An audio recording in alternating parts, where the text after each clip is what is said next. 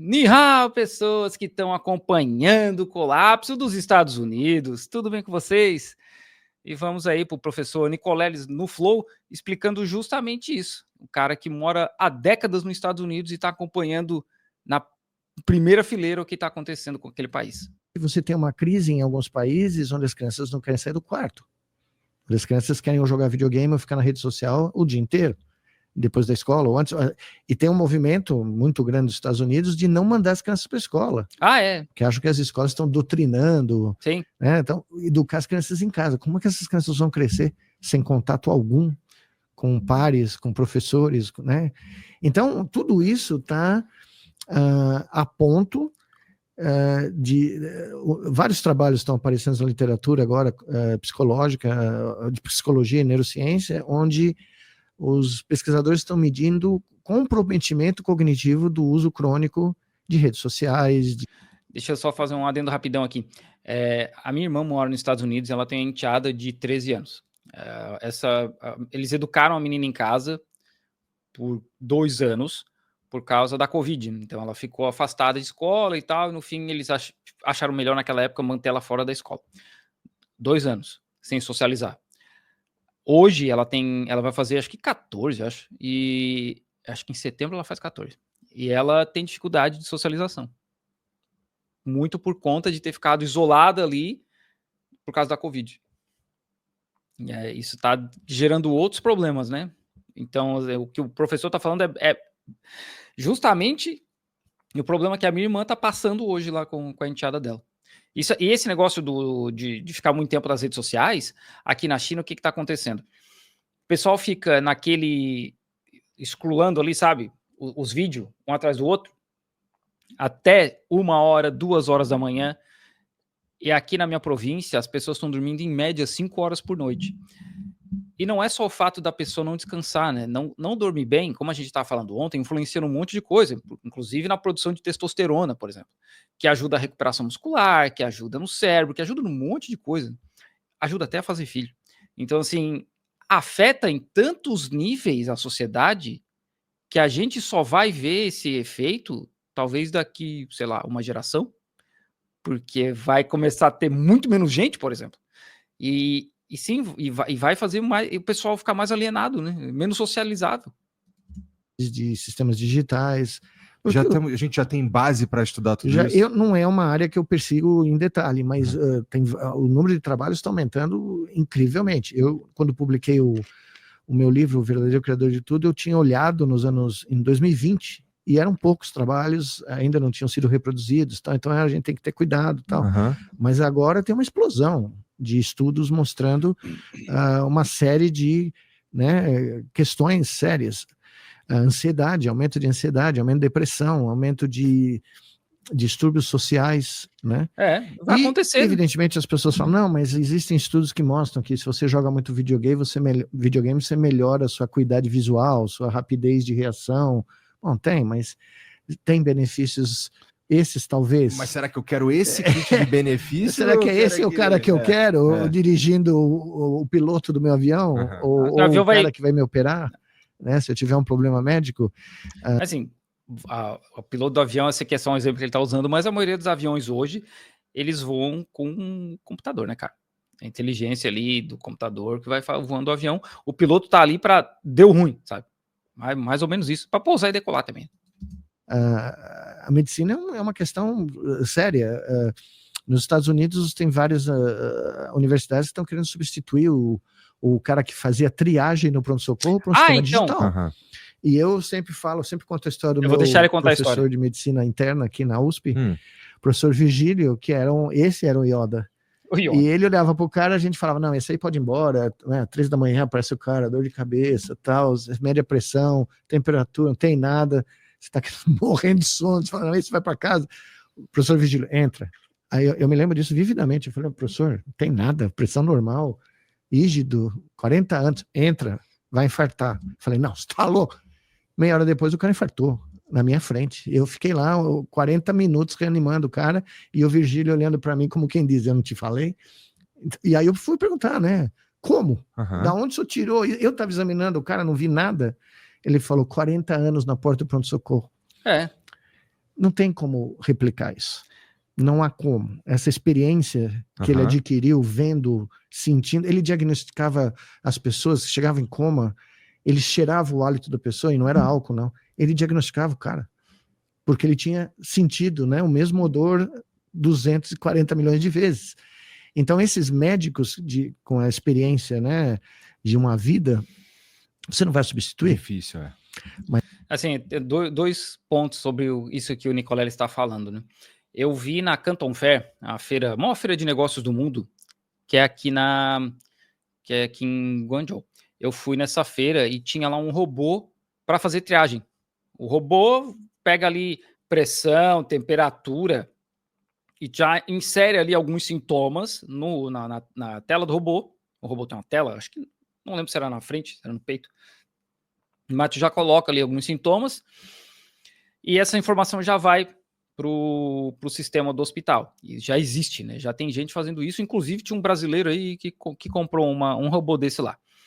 Sobre o que ele está falando ali da questão da experiência, eu vou falar de experiência de fábrica, né? Que não é a mesma coisa que lidar com gente, né? Mas de qualquer forma. Eu conheci gente que pelo cheiro, não, assim, o cheiro do óleo, o cara já sabia... não, essa máquina aqui a gente tem que fazer alguma coisa porque esse óleo aqui tá começando a dar ruim. E é coisa que leva bastante tempo, né? O cara trabalhando 30 anos já com aquele mesmo tipo de equipamento e o cara, não, assim, tem um ruído aqui, está ouvindo? E a gente que estava aprendendo não ouvia nada. Mas o francês, quando eu estava treinando na França, quando eu fui morar lá, o francês, assim, cara, você consegue sentir esse cheiro aqui, né?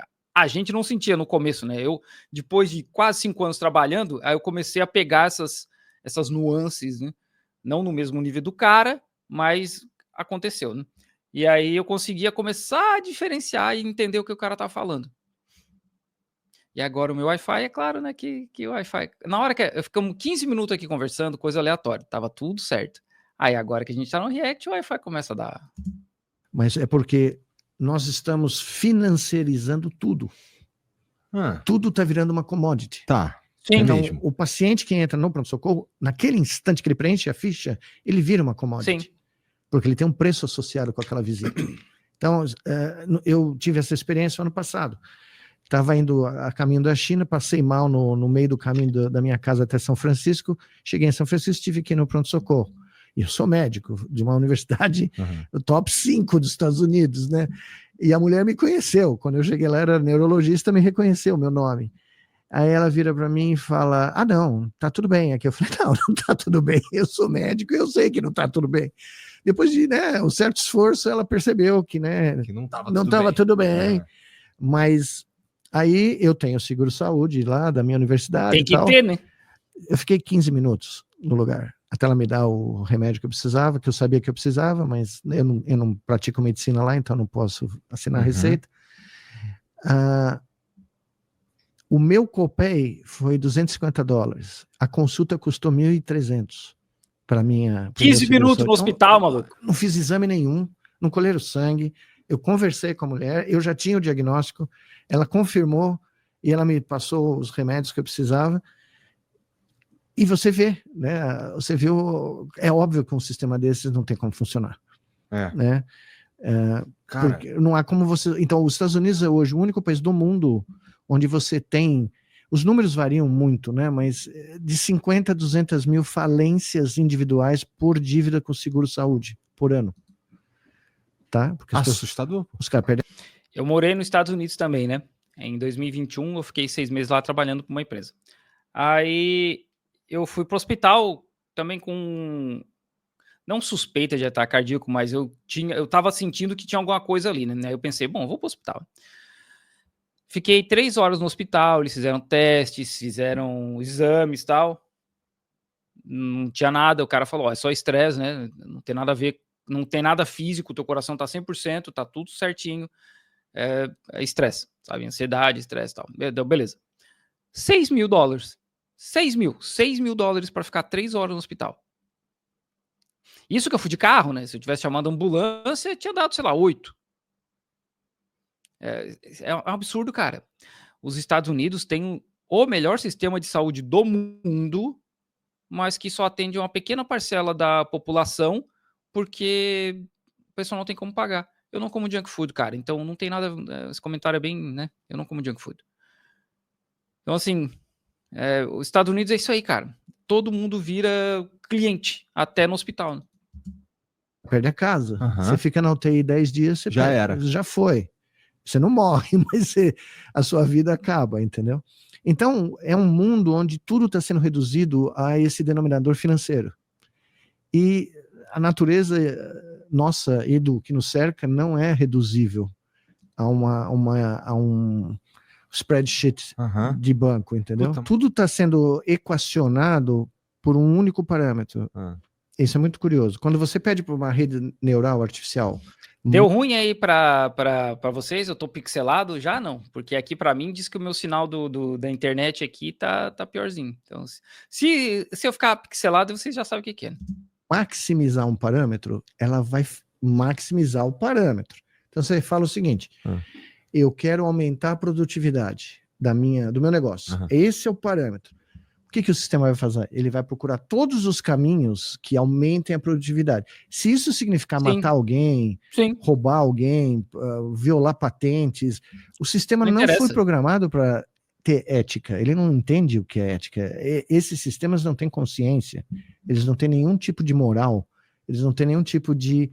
Pela própria natureza deles. Pela própria natureza. Quando o grande desserviço que o Comitê Nobel de Física fez foi dar o prêmio Nobel para um dos caras malucos da área, que é o Hinton, né? O Geoffrey Hinton, que é um doido varrido, que diz que as redes neurais dele têm sentimentos, pensa, consciente. Não, ele fala isso há 30 anos, eu conheço o cara.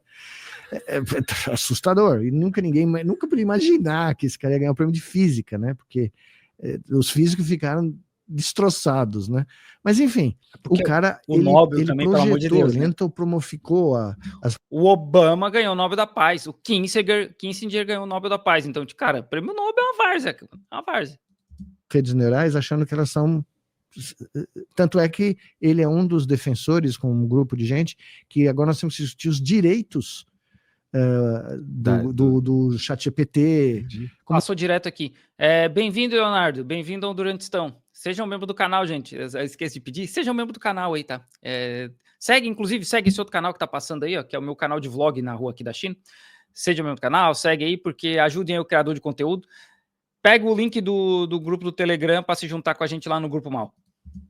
Como se fosse um ser humano. Eles têm direitos, né? Imagine.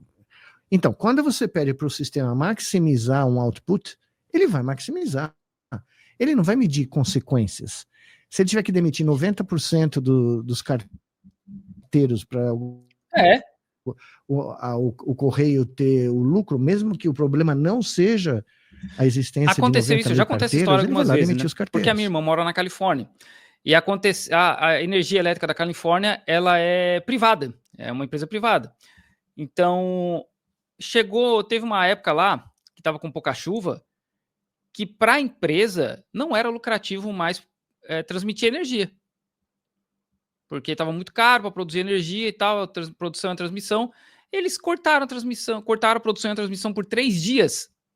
Eles deixaram os clientes sem energia por 3 dias, porque não era lucrativo. 3 dias, cara. Vocês têm noção? É por isso que eu digo que empresa estratégica não pode ficar na mão de empresa privada, muito menos empresa estrangeira, cara. Não pode. Porque, no fim, o que importa para eles é o lucro, né? Não é se as pessoas vão perder a comida que elas têm na geladeira em casa. Então, como a sociedade inteira foi otimizada, está sendo otimizada com esse único parâmetro, que é um parâmetro, vamos dizer, financeiro, lucro. Eu quero ter lucro. E você está usando a inteligência artificial para decidir como você vai... O caso mais estuporante é seguro-saúde americano. Tem várias empresas que estão usando agora sistemas como o ChatGPT para decidir se eles vão cobrir a sua conta médica, tá? Mesmo você pagando barato, privado. Só que assim, qual que foi o parâmetro que a empresa... Eu quero ter o máximo de lucros para dar o máximo de dividendos para os meus investidores, tá? Bom, o cara vai matar gente. O sistema vai negar cirurgias, vai negar fisioterapia. Vai negar tudo. O seu colega teve um AVC, Nos Estados Unidos você não consegue pagar pela fisioterapia, tem que sair do seu bolso. Depois de um certo número de semanas, pode esquecer. E não tem atestado, né? Lembrando, os Estados Unidos não tem atestado. Não é só pagar pela fisioterapia. Você não vai ser pago pelo tempo de trabalho que você não está trabalhando. Só que fisioterapia, para certas condições, você precisa de um tempo muito maior. Enfim, esse sistema, se eles tomarem conta do processo de decisão que anteriormente pertencia a só nós, onde se tem um grau de empatia, um grau de solidariedade, tinha-se, né? Um grau de humanismo, né? Mas ainda que tenha reduzido todos esses graus ainda aí, é maior, muito, ainda somos humanos. Exato, ainda existe. Mesmo que seja isso. Na máquina não tem isso, né? Aí eu pergunto para você, onde, além de nós aqui, e alguns outros debates acadêmicos, onde você vê esse debate acontecendo publicamente? Não, assim, na verdade, o que acontece em geral o ChatGPT e as inteligências artificiais, o cara que cria uma imagem, a ferramenta que cria uma imagem, ou que cria um vídeo e facilita o teu trabalho, isso aí é endeusado, na verdade. Essa é a solução dos nossos problemas para valer, quando, na verdade, a gente está gerando mesmo a galera que sem empatia, E eu vou te dar outro dado que ninguém deve ter. Para você rodar... Isso me lembrou a grande época da internet ali brasileira, 2007, 2008, época do Orkut, né? Que era tudo mais de boa, a gente rede meme de gatinho, né? O site do Te Dou um Dado. O Nicolás falou, vou te dar um dado. Eu lembrei do Te Dou um Dado. Esses sistemas, você precisa de centenas de milhares de chips da NVIDIA rodando nesses data centers gigantescos, tá? Cada um desses data centers, hoje em dia, consome eletricidade e água equivalente a uma pequena cidade. Então, tem cidades no Arizona, no Texas, que estão ficando sem água e sem luz. E estão querendo chutar esses caras para fora. Aí saiu ontem um artigo no Guardian mostrando que a Microsoft admitiu em 2023 ter 43% dos seus data centers localizados em áreas onde falta água para a população local, tá? Então, absurdo, né, cara? são monstrengos, né? Evidente que você precisa de data centers para processar todas as informações, e-mail, cloud e tudo. Só que a ênfase hoje em dia são nos data centers de inteligência artificial para rodar e treinar esses modelos com trilhões de dados. Muito mais, assim, muito famintos de energia e água. Então, ontem o Guardian soltou um relatório enorme. Quem quiser, eu recomendo ler no site deles, mostrando que existem planos de construir centenas desses data centers, tem até ministro brasileiro indo implorar para trazer para cá, o que eu acho um absurdo completo, em áreas desérticas, em populações que não têm água, na Espanha, no Oriente Médio, na África, em regiões onde quem está morando lá já sofre com problemas de eletricidade e água. Se você puser um barato desses, você vai acabar, né, com o suprimento natural para quem mora lá, né? Então, eles não estão nem aí, né? Eles não estão nem aí. Então é como se fosse uma invasão, é como se fosse um imperialismo digital. Tá? Você não pode mais fazer nos Estados Unidos, né? Porque está tendo resistência, as comunidades estão passando, as cidades estão passando leis locais proibindo os prefeitos de atrair essas coisas, né? Porque gera muito pouco emprego, é um número muito pequeno de pessoas, mas tem um impacto ecológico, ambiental enorme, com retorno zero, porque esses caras vêm com isenções fiscais. A cidade não ganha um dinheirão, né? Não ganha um recurso financeiro como se propagam por aqui, né? Então você está tendo quase que uma invasão digital agora, física, né? Com consequências que ninguém para pensar, né? Porque eu quero falar com o ChatGPT. Exato, eu quero né, pedir para o ChatGPT fazer um meme do meu primo, né? Eu tenho um monte de primo, teria que fazer um monte de meme, mas o mais incrível é isso, é a autofagia humana. Não é nem mais só ganhar dinheiro. Sem querer, nós cruzamos aquele ponto, aquela linha no chão, né? Que nenhuma espécie que nós conhecemos, pelo menos, jamais cruzou. Que é conspirar contra si mesmo. Mas a gente já faz isso faz tempo. Você não vê baleia contribuindo para o fim dos oceanos, você não vê lobo matando assim, né, os seus companheiros de caçada, pelo contrário, eles dependem da alcateia para sobreviver. Então eles, né, eu não sei se você já viu essas coisas, quando a loba dá luz, a matriarca da alcateia, os lobos caçam, engolem rapidamente, sem devorar a carne, para voltar para perto da loba e vomitar para ela poder comer, sem ter que caçar. Porque eles sabem que a loba está gerando, né, membros que vão no futuro ajudar a sobrevivência do grupo, né? E nenhum lobo consegue dizer que ele é um indivíduo. O lobo não... Talvez o nosso grande problema seja a gente ter percebido que nós somos indivíduos, né, no fim das contas. Esse é um... Não, Igor. Gente, vocês sabem qual que é o problema, né? Antes de eu falar, deixem nos comentários, vocês sabem qual que é o problema. O problema é o capitalismo, porque é o capitalismo que reduz a gente a indivíduos. É esse sistema que reduz a gente a indivíduos.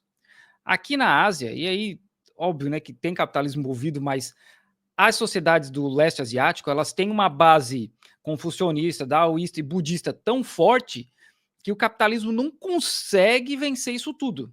Vence até certo ponto, como a gente vê no Japão, mas não consegue vencer por tudo. Então aqui eles têm um sentimento de pertencimento muito maior.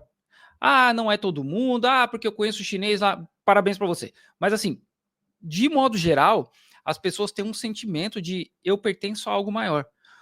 O capitalismo, esses valores ocidentais que essa galera aí de direita maluca do Brasil fica falando,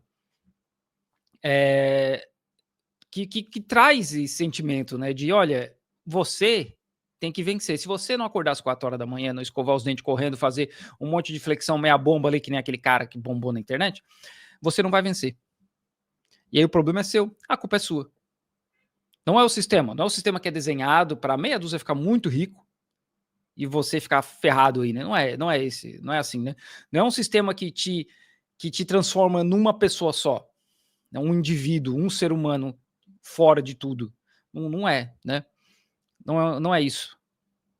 É você, a culpa é sua. É sempre a culpa é sua. O capitalismo faz muito isso, né? E a gente vê isso nos Estados Unidos, no tal do self-made man, né? O cara que se criou sozinho, cresceu sozinho e se tornou um rico, né? Gente, assim, ó, pega todos os multimilionários, bilionários dos Estados Unidos, todos eles já vieram de família com dinheiro. Todos. Todo aquele mito da garagem, toda aquela história de, nossa, o cara sozinho lá trabalhando, o cara criou tudo sozinho. Aí vai ver, a família emprestou 1 milhão, o cara estudou em Princeton, o pai tinha mina de diamante na África, sabe? É sempre assim. Não era um pobre fudido que trabalhava num trampo e depois chegava em casa, fazia outra coisa, cuidava de filho, não sei o quê, aí naquele tempinho que sobrava o cara inventou uma empresa, sabe? Não é assim. Vai ter um ou outro, vai. Um ou outro, né? Um ou outro. Então, de modo geral, o sistema é feito dessa forma, para individualizar a gente, para transformar a gente numa caixinha de, olha, você é isso aqui, e esse é o seu problema seu. Sendo que os humanos, a gente é um animal social, né? Um dos motivos da gente estar aqui, os Neandertal não tá mais, é porque a gente conseguia trabalhar em grupo melhor do que os Neandertal, sabe? Então, assim, né? A gente é animal social, a gente precisa de contato social, a gente precisa ver gente, conversar com gente, fofocar, falar um monte de coisa. E esse sistema desgraçado faz a gente, né? É maravilhoso, essa é a conclusão, uma das conclusões de um sociólogo muito famoso que fala exatamente isso. Numa natureza, num mundo natural, onde o coletivo imperou por bilhões de anos, nós tivemos a ideia de que indivíduos é que reinam, entendeu? Nós temos que ter, né, o individualismo ao limite. Claro que o tipo de cérebro que nós temos, o tipo de cognição que a evolução gerou, leva a nós nos reconhecemos como indivíduos. Uhum. Então isso já é o começo do problema. Mas você não precisa levar no limite, né? Você não precisa, porque você traz um data center para uma comunidade. Vamos lá, eu tô da minha cabeça, tá? Você vai no interior da Bahia, no semiárido baiano, e você põe um data center lá, onde já não tem água, onde já tem uma série de problemas ambientais. Qual que é o O benefício, que você vai ganhar com isso? Você não vai ganhar, a Bahia não vai ganhar, a cidade não vai ganhar, porque os dados nossos vão lá para os servidores das empresas americanas. Não vai mudar nada. É isso que eles querem os nossos dados. O número de empregos gerados é nada, é uma merreca. Tá? E a infraestrutura não vai ser usada para o desenvolvimento do país. Nós podemos criar o nosso sistema digital, o nosso backbone digital, nacional, brasileiro. E aí distribuir, como a China está fazendo, por exemplo, que foi o que a DeepSeek fez quando eu estava lá na China em janeiro, né? Foi um choque. Eu estava em Pequim no dia do anúncio, pô. Foi um auê, né? Foi um auê impressionante. Eu tomei é como eu falei que eu tive o meu momento Sputnik. Quando o Sputnik foi para o céu, né? Ninguém esperava, né? Que a União Soviética pusesse um satélite. Ele fazia blip, blip, blip. E os radioamadores, as antenas começaram a detectar. E os Estados Unidos entrou em pânico, né? Porque achou que o próximo satélite ia ter uma bomba atômica e tal. Eu tive um momento Sputnik no hotel em Pequim, no dia do anúncio. Porque os caras gastaram uma merreca de dinheiro, não usaram os chips mais modernos, que até prova em contrário, usaram o mesmo método de usar os dados, né? Copiar os dados, dizem, né? Abertamente da OpenAI, né? O ladrão reclamando do ladrão, que a OpenAI começou a reclamar deles. Só que eles não fizeram o sistema de fechado, cobrando, é tudo open access. Eles demoliram o modelo de negócio das Big Techs, tá? Demoliram. Lá na China, eles não estavam lá, eles não podiam usar o ChatGPT antes do DeepSeek? Eu não sei se eles têm acesso ao ChatGPT. Não tem. Eu sei que a inovação é um bando de menino, nunca saíram do país, todos formados na rede de... Assim, se nunca saíram do país, eu acho que ele está querendo dizer que eles nunca estudaram fora do país, não quer dizer que os caras nunca pisaram fora da China. Mas o ChatGPT, obviamente, não é liberado na China. Universitária americana, não tem doutorado, tá? O sistema educacional chinês deu uma demonstração clara de que investir em educação de alto nível paga o preço, você paga o preço, né, tranquilo.